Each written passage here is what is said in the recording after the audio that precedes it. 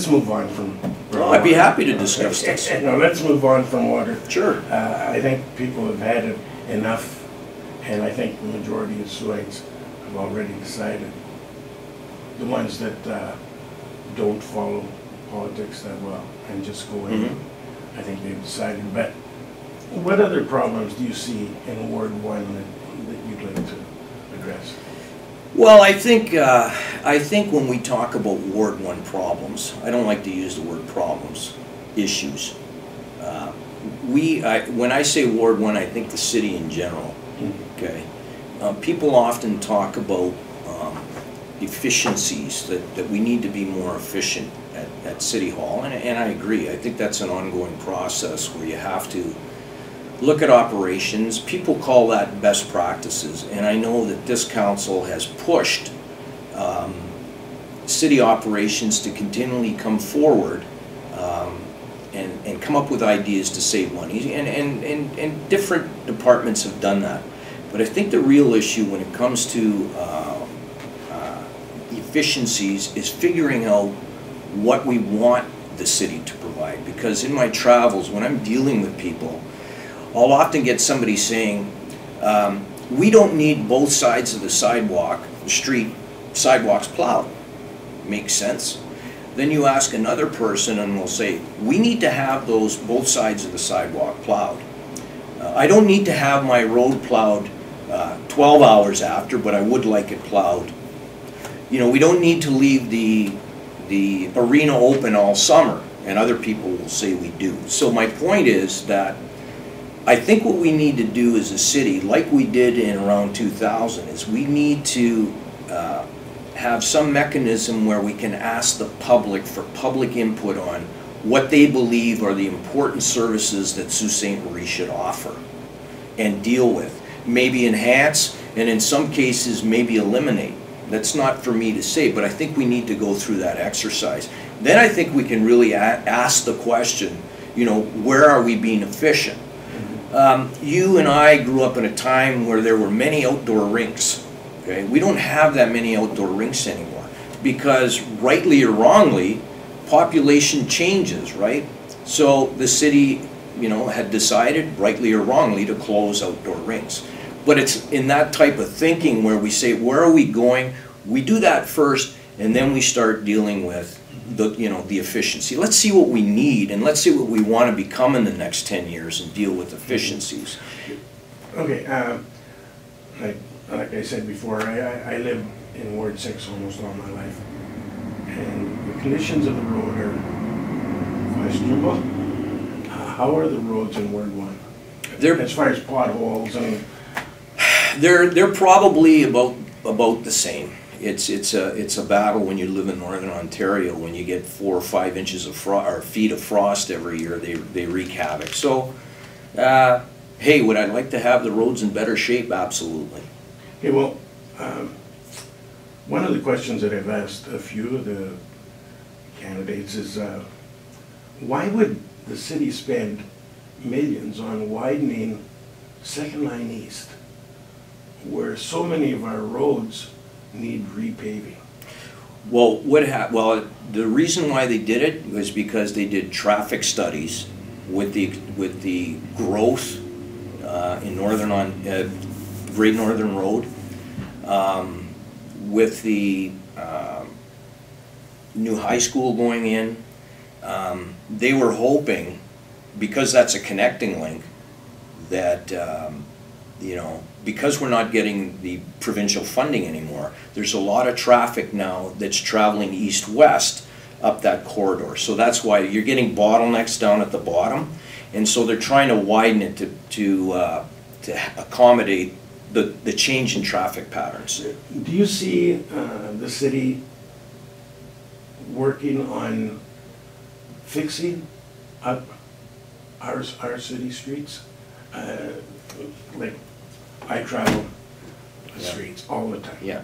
I'm not saying that I'm a prostitute, but I travel the roads, and there is so many streets with potholes, and serious potholes. Can't we address that problem before we enter into a project that's gonna cost us millions upon millions of dollars. Why not fix the current problems ahead of that? Well, I guess that's just a philosophical thing, because they've noticed that if you travel north on Great Northern Road, and I don't know if I've noticed it, the traffic has just been, it's outrageous. Yeah. And even in that east-west corridor on Second Line. I guess it's a question of priorities, and you know, the mandate was to expand that corridor. We're certainly not going to get the support of the provincial government because they pulled our funding. Had they come forward and maintained it, you know, we wouldn't be having this conversation, because they'd be responsible for the funding of it. So I guess it's just a priority thing. I would say this, you know, I know our roads could use more work. I guess it's a balance between, you know, trying to maintain what we have and trying to accommodate the shifting traffic patterns. So I understand what you're saying. Okay. Taj Mahal. Yes. Oh, I see That's you. not I a see you loaded realize question. what I'm talking about. Yeah, that's not a loaded question. The PUC just announced that they are going to have to borrow in excess of $2 million, I believe, or just under $2 million to fix the electrical system in our city. Is that it? No, not by a long shot. Why would they spend all that money, over $20 million, building a Taj Mahal Yep. ahead of fixing what was required to be fixed? Yep. Let me say this. I was against the building. I voted against the building. When they came forward early in my term, I had a meeting with their board, specifically their chair, and I did my due diligence. I wanted to see why it was we needed to have a new building.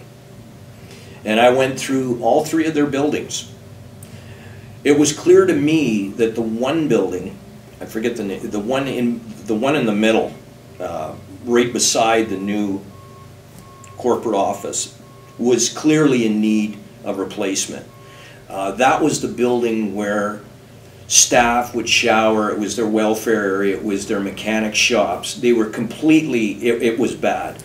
So when I met with their board chair, he said, if you have any questions, we're not meeting with council for another month. If you have any questions, we'll answer them for you and we'll bring them to council. So I asked, what would it cost to replace this one building, fix the leak in the building beside it, which needed to be fixed, and leave the corporate office downtown the way it was? They never provided that information. And I suspect, and I don't want to put words in their mouth, but I suspect it was a lot less money than it was to build a new building. And I said in open council, I will not support it for that reason.